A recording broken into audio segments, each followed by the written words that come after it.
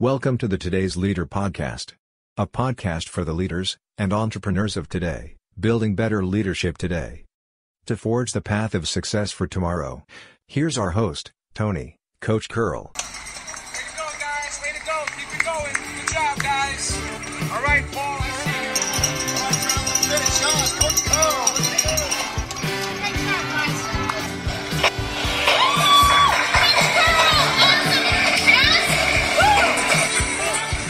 Hey there, it's Coach Curl here, and welcome to episode 280 of the Today's Leader podcast. We are back today with our interview series, with our expert series, and today's expert is a great way to kick off our interviews for 2021. Louis Gonzalez is a communications consultant, a coach and a trainer, and he has more than 25 years experience in helping improve business outcomes for organizations.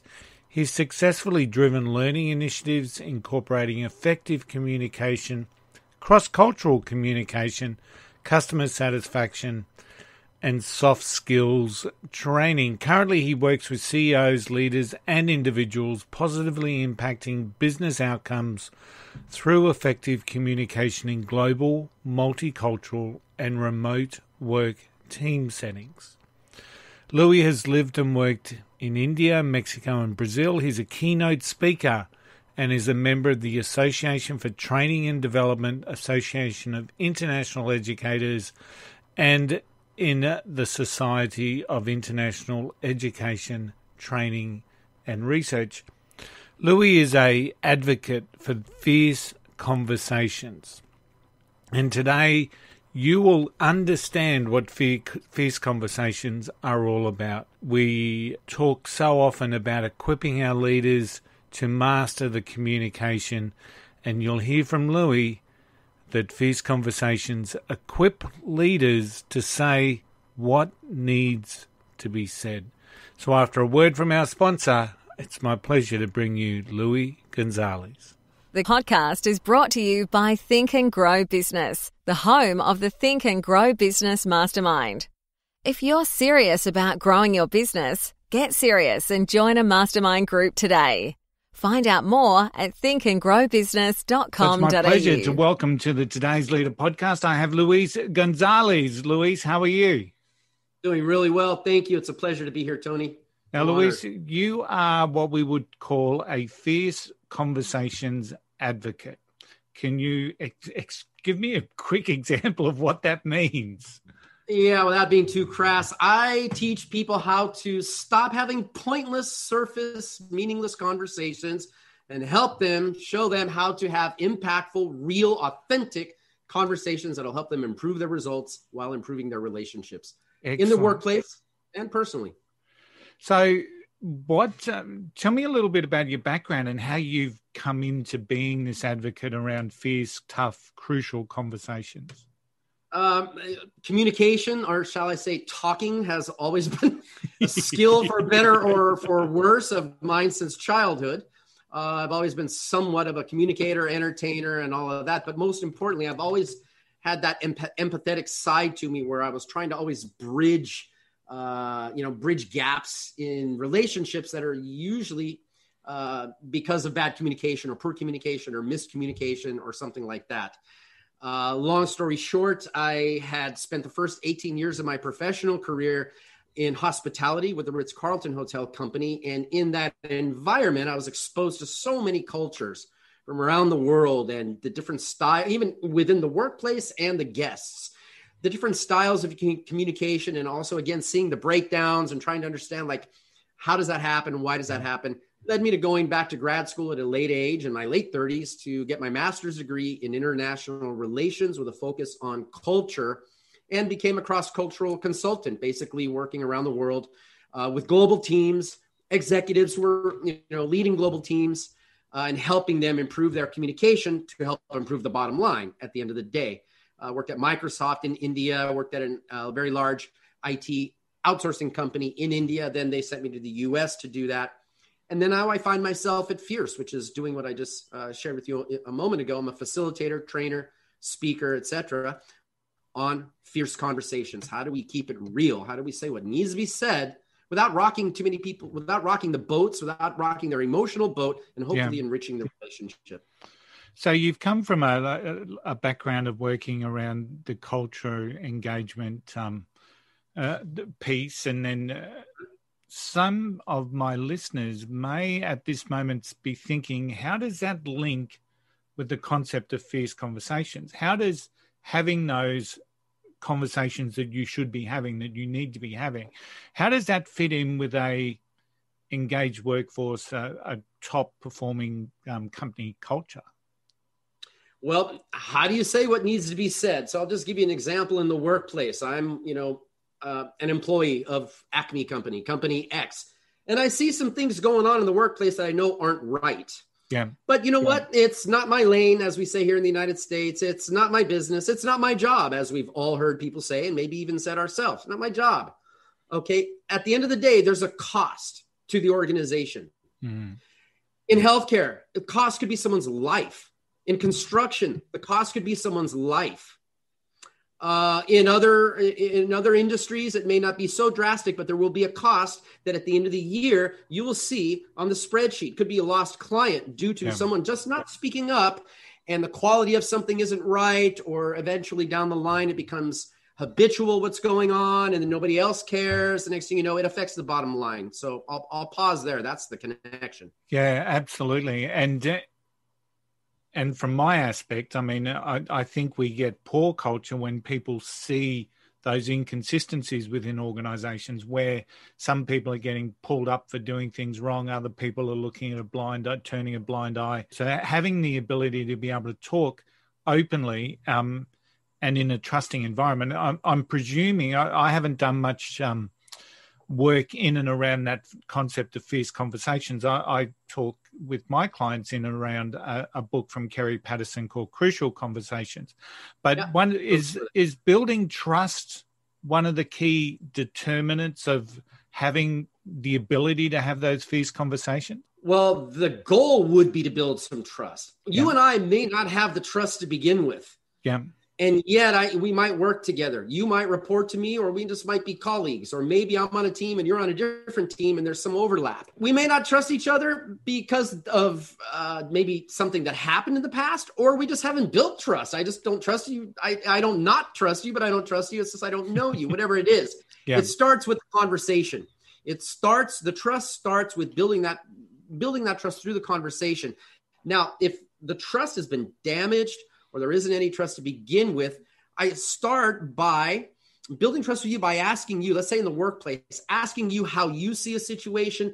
What's your perspective on this? What's the solution you see? Or if there's something I need to confront a situation with you about, hey, can you help me understand what was going on there from your perspective before I go in with any feedback, before I go in with my perspective or what should have been done or any judgments or any of that. Yeah. And if I inquire and I get curious with you and ask you, tell me more about that and help me understand that, your walls eventually, in my experience and studies have shown, your walls will eventually come down. Then you'll ask me how I see it. The engagement begins and we go from there. Trust hopefully will be built.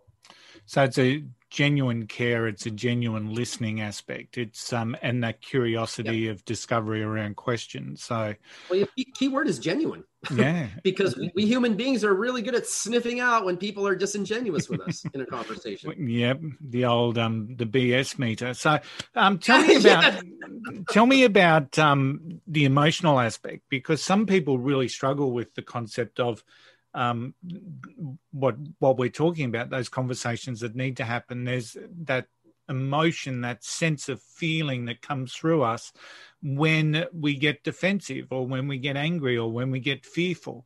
So how, with that in mind, how do you work with that with people? How is it a case that we're suppressing that, or is it a case that we're acknowledging that and working towards an outcome? Option B, we're acknowledging it. We're asking, what do you feel? In fact, in a fierce conversation, I may ask you, Tony, what do you feel about that?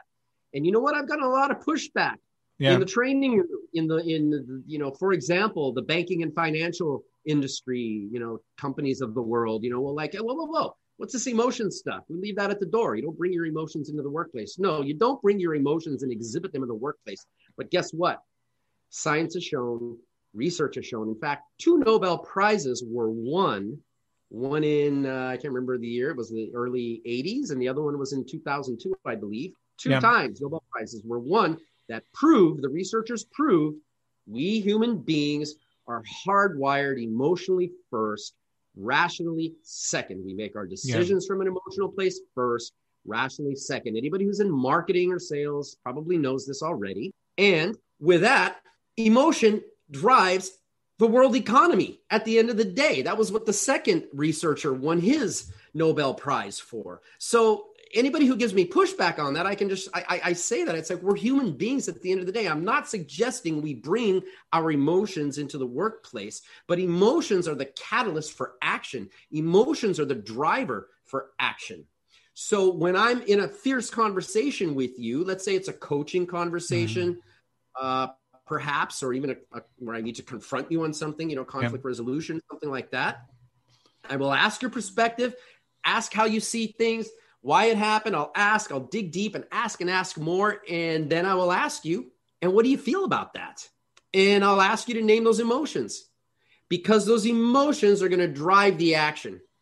So for example, if you need to make a decision, and I ask you to look at 2 different paths, A or B, what do you feel about one? What do you feel about other? And what does the resolution look like at the end of it, even though it's painful to go through the steps to get to that resolution that you need? And visualize that resolution. I'll get you to visualize it. And then what do you feel about that when you think about that and all the results that are going to come from that? And you'll say, I've done it, I feel empowered. I feel ready to go. I feel this, that, or the other. Okay, then when are you going to do it? Let's talk about that. What support can I give you?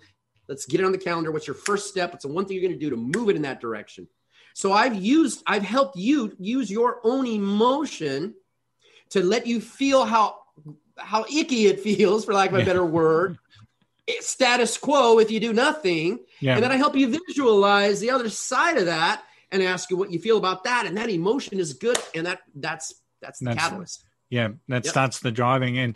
And so many people talk to me about, how do I suppress my emotions? And to me, it's not about suppressing the emotions. It's about acknowledging them and then working towards whatever that outcome is. But I really love that concept of creating that vision, because that becomes the aspiration, that becomes the driving force. And that one of my favorite sayings that I heard from a leadership, believe it or not, a football coach over here, he talks about long-term vision equates to short-term effort. And that's the way that he gets those short-term efforts each and every day on the training packet, because he tunes it in to that concept of long-term vision, which is very similar to what you've just spoken about. You create that aspiration, you create that sense of, I'm going to feel really good, I'm going to feel empowered, I'm going to feel successful, and then that becomes that catalyst for action. So I can absolutely understand. What compelled you to dive into the Fierce Conversation? Well, interestingly enough, I had just come back from India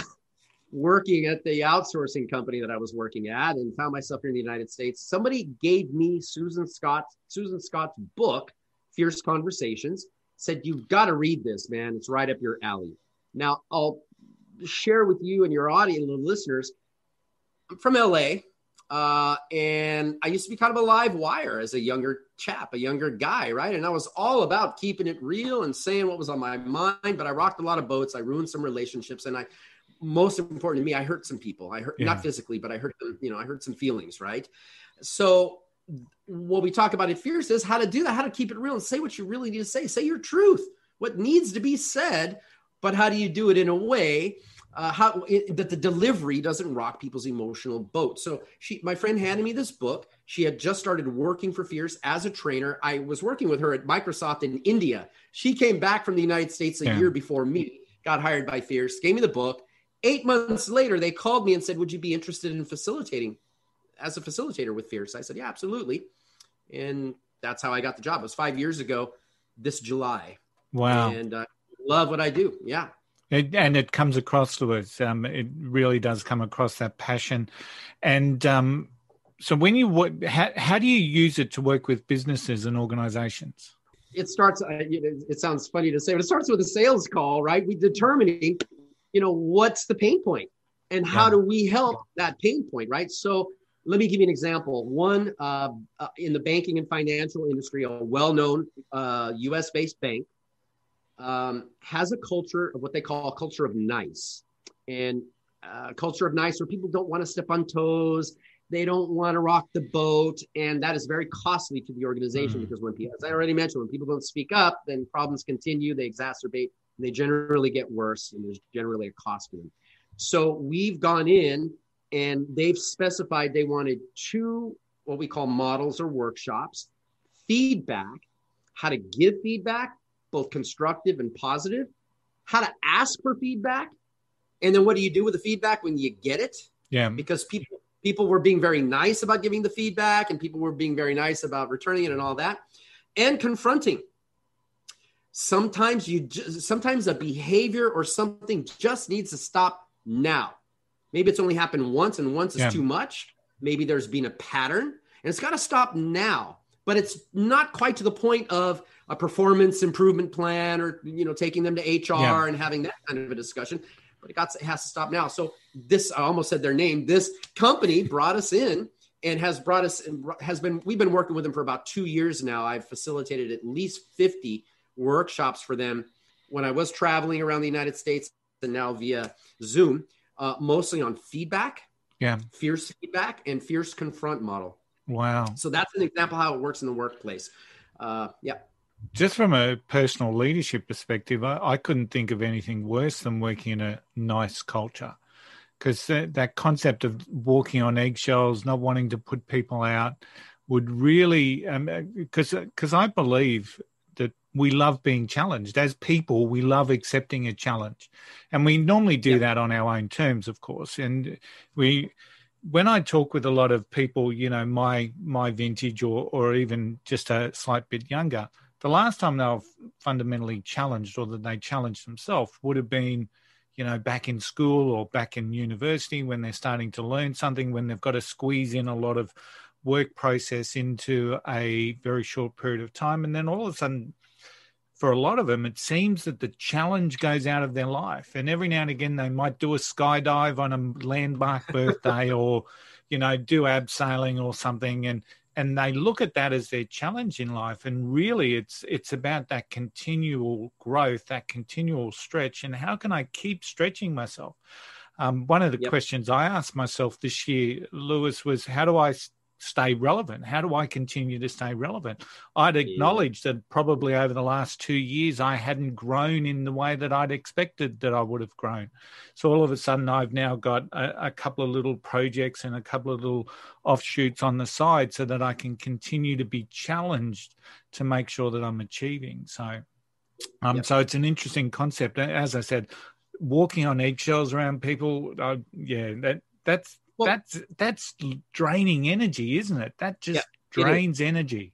It is. And then if I could share a couple of thoughts on that, with that scenario, we often assume, we think we understand. People deliver messages in the sandwich method where they give you the compliment and then they hit you with the meat and then they give you the other compliment. I don't know if you're familiar with that where you are, but in the US we use it. Yeah. And then the message gets muddled and it's not good. Now, I want to just point out that is, I don't want to say from a negative perspective, but that's where we go in. There's a pain point and the company wants us to come in there and help ease that pain point and improve the results that way. Now, I want to say that I've worked with other organizations. One I'm thinking of in particular, that is a stellar organization. They're a fine, smooth running machine, if that's the right way to say that. And now they're taking it to the next level. Yeah. They want their managers to be coaches. They want people to think for themselves, figure stuff out for themselves. So I went in there and I teach them the coaching model, which is a basic, not a basic, but it's like many other coaching models, Socratic questioning, digging deep and letting that person come up with their own solution. So that's going to make them an even more powerful, impactful organization from where they already are. They're already humming along nicely. And so it can work either way. You got a pain point, or we want to actually optimize what we're doing. Yeah. So who's inspired you in your leadership journey? Who's inspired me in my leadership journey? If I said their names, nobody would know, but I will call them out. One of my managers that I had at the Ritz-Carlton, who I worked for many years, who gave me opportunities, who called me out when I made mistakes, who called me out when I wasn't being my best. Yeah.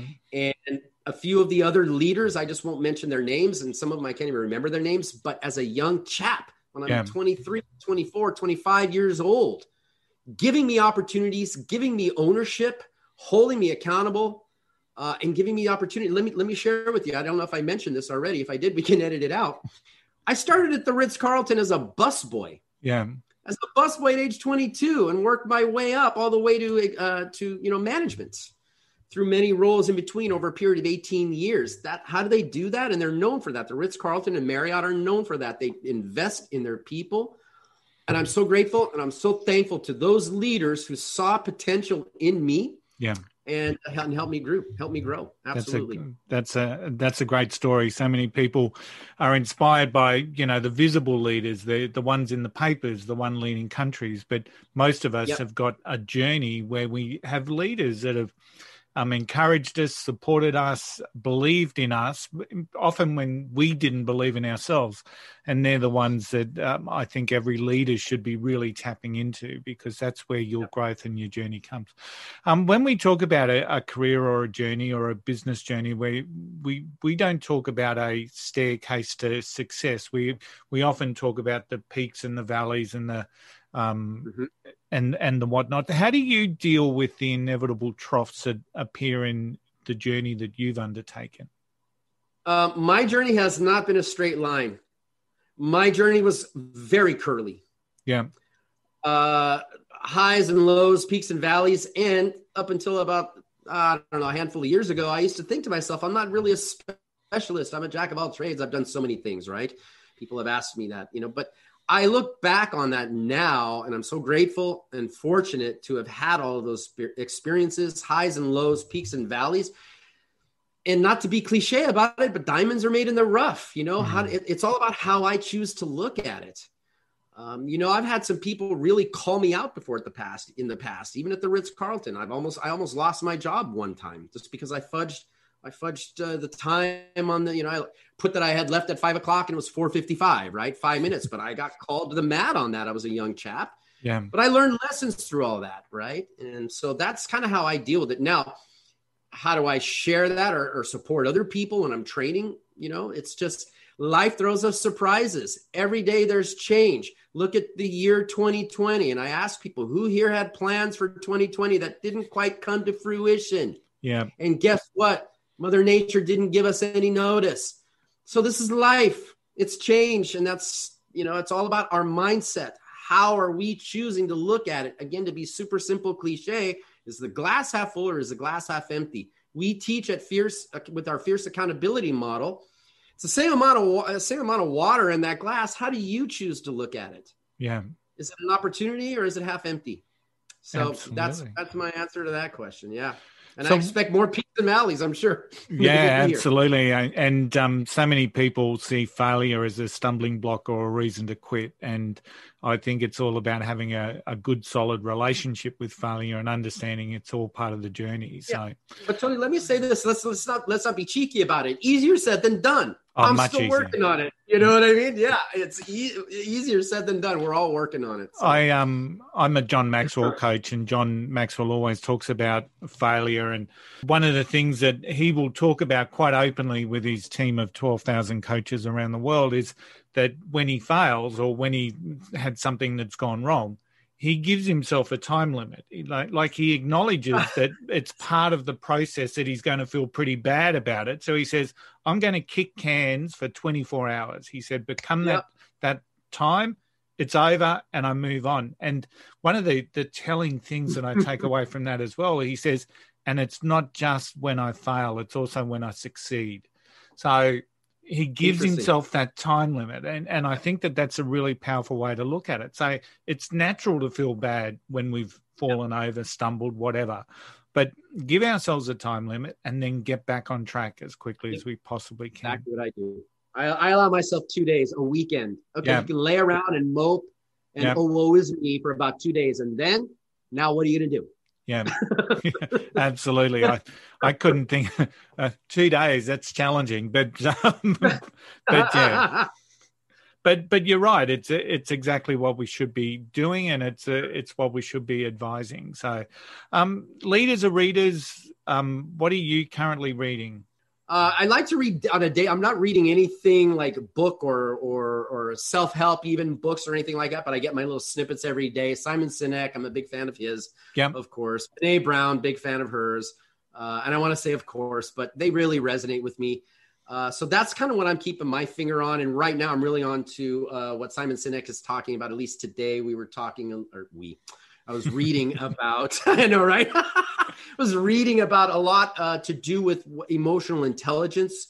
We call it fierce emotional capital. And I think that's really, really a key topic these days as we're all physically separated and with the pandemic going on and all that. So those are the two foremost that come to my mind. Yeah, I think Simon Sinek's a great creative thinker, and I've got a pile of books at the moment that I'm hoping to get through over the course of the next couple of months, and I think Simon's Infinite Games sitting there at about book number 3 to read, so I'm looking forward to getting into that one as well. But it's interesting, we do form relationships within the concepts of these people. So often we can be, we may get a video coming through on our email system, or we're getting a short little text message or something. And a lot of them share their thoughts on a daily basis, whether it's social media.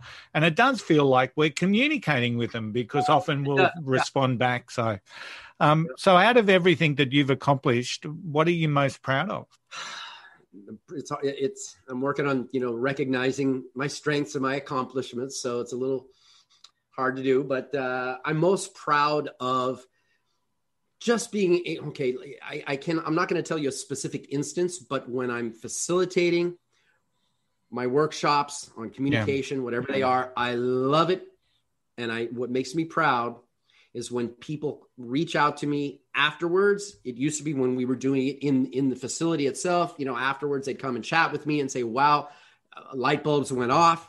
Now I'm doing it online. When people contact me and say that was impactful, or days later, I practiced what you shared with us, and believe it or not, my husband and I worked it out, or I had to confront my boss and it was tough, and you gave me some tools on how to confront my boss.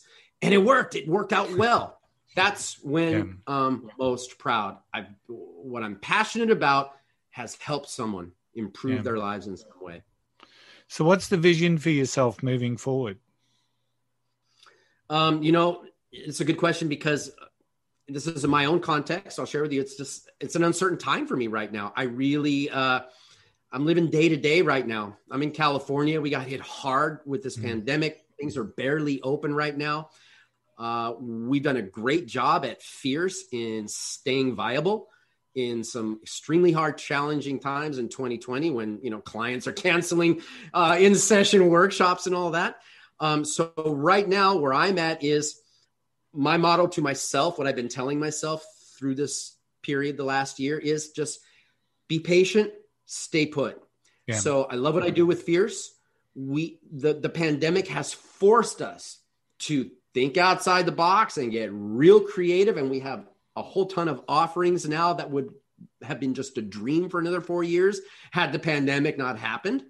So I'm really lucky and I'm really grateful to do what I do with Fierce. I'm hanging in there to see what we can do and what the future kind of looks like for us. Yeah. And personally, I'm in Laguna Beach, California. So if I'm going to be socially isolated, I'm going to do it right here by the beach where it just stays warm all the time. So absolutely. Yeah. And hope that answered the question. Yeah, it did. And you mentioned the work from home remote leadership. So, and I know that you've done a fair bit of work in this particular space as well. So what if you were to give 3 tips to a leader who's now leading a remote team, what would they look like? What would they be? First thing is it has to do with emotional intelligence and building what we call emotional capital.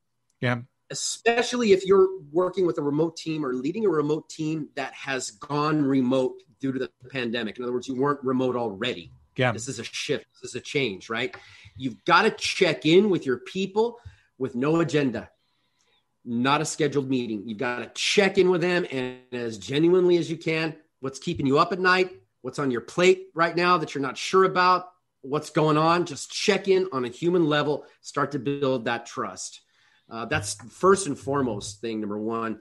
Second is ask a lot of questions, because we're not in person. It's hard for us to see the body language. And then if someone's camera's off, we're more apt to assume that we're hearing what's actually being said. And those assumptions can lead us in the wrong places. So get really curious, ask a lot of questions, and then ask more questions and repeat what you just heard. And then make sure you're clear on accountability, what needs to be done, because we're not in the same office so that you can see what people are doing, if you're a leader. So you've got to set the standards, and you've got to just set the cadence of, when we're meeting and what the expectations are. But I put that last. First and foremost, right now, it's important to just check in. Yeah. How are you? Yeah. What's on your plate? What's keeping you up? How can I support you? What else is going on? Excellent. So those are my 3 tips. Excellent. Is there anything that I haven't asked you, Lewis, that I should have asked you? And I always give this as a bit of this is your chance to jump on a soapbox and give us something that we haven't talked about. I think the most important thing that comes to mind is, it's what I do and it's what I'm passionate about: effective communication, effective conversations, fierce conversations, however you want to call them. One conversation at a time, gradually then suddenly, we're either headed towards the results or goals we say we want and the relationships, etc., or away from them. One conversation at a time, gradually and suddenly, a success or a failure. And that starts with us personally, in my personal relationships and at work. And the way I look at it, you can extrapolate it all the way up to the world, politicians, governments.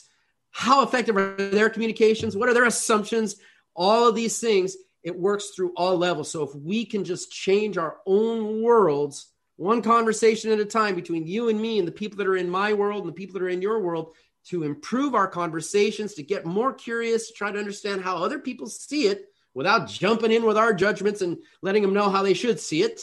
Mm-hmm. They're wrong and we're right always. And just being curious and saying, hey, I see it differently. You see it that way. We have different perspectives, and enrich the relationship. At the end of the day, we're all human beings.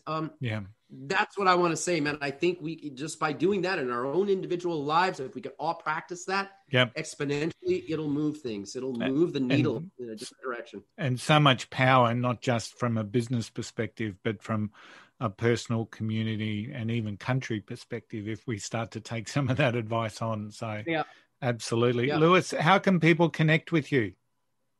Please, first of all, connect with me on LinkedIn. LinkedIn/IN/my name, Luis Gonzalez. I love expanding my network and connecting with people, networking. We can continue the conversation. Please go to the Fierce website and go to resources. We have a ton of free resources to support exactly what we've been talking about today with effective conversations. So that's Fierce Inc. www.fierceinc.com/resources. Take a look at what we got to offer. Reach out to me. Connect with me on LinkedIn. Let's continue the conversation. Excellent. Let's network.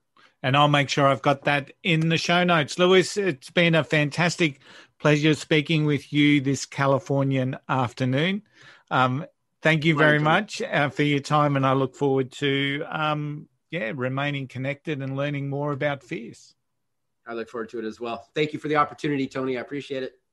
Join the group of people impacted by seriously simple stuff to get you unstuck. The first book by Tony Coach Curl. Available at Amazon, Tony's Simple Stuff provides the tool for people to master your life and aspirations. 20% of every book sold supports Carter's cause. So how was that? Not bad for our first interview for 2021. And it's really relevant at the moment for me to be asking how the 3 tips for leaders to help other leaders right around the world work with a new work from home and remote workforce.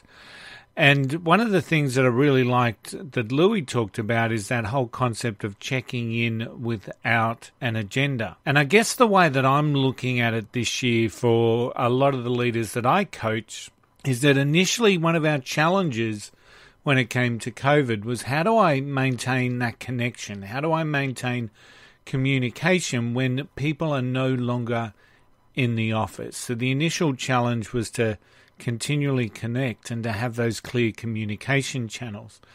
But we're now a year into this thing, and we need to start casting a greater aspirational vision for our work from home teams, because it now should be more than just check-ins. It should be more than Zoom morning teas.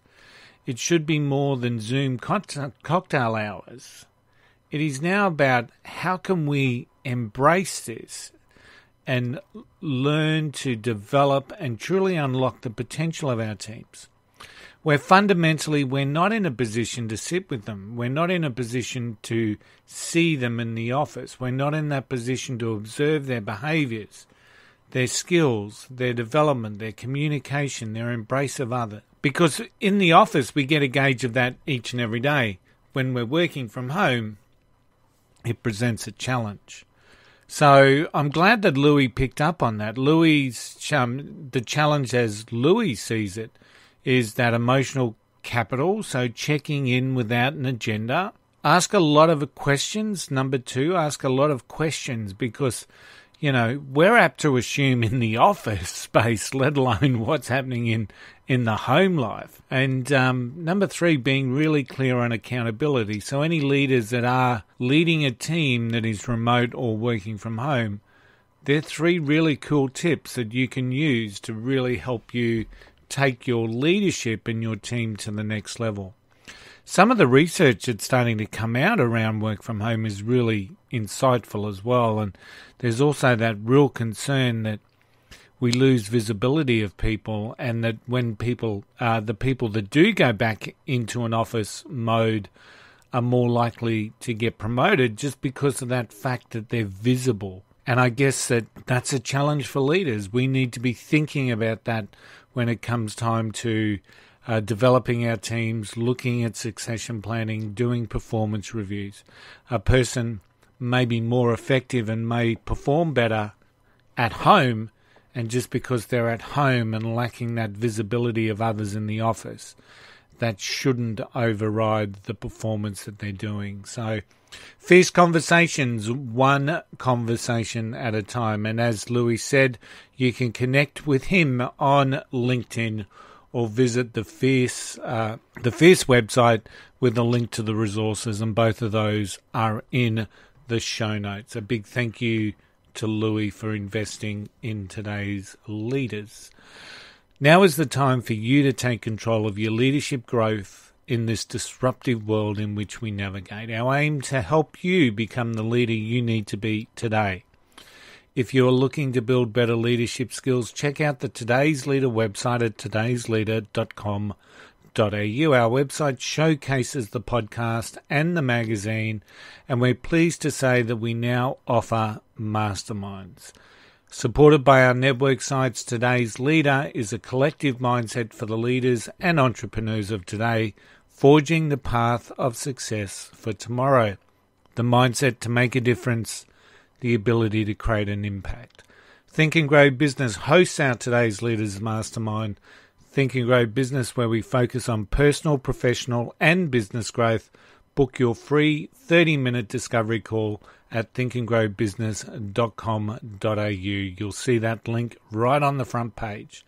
The Coach Call Academy has over 78 programs to help you build a better you. Join for just $1 for the first month. The academy that equips you and enhances your mindset, your leadership, and your business. Check it out at thecoachcallacademy.com. Don't forget, you are standing stronger, braver, and wiser. Don't forget the golden rule. Don't be an arsehole. I'll see you all again next week. Bye for now.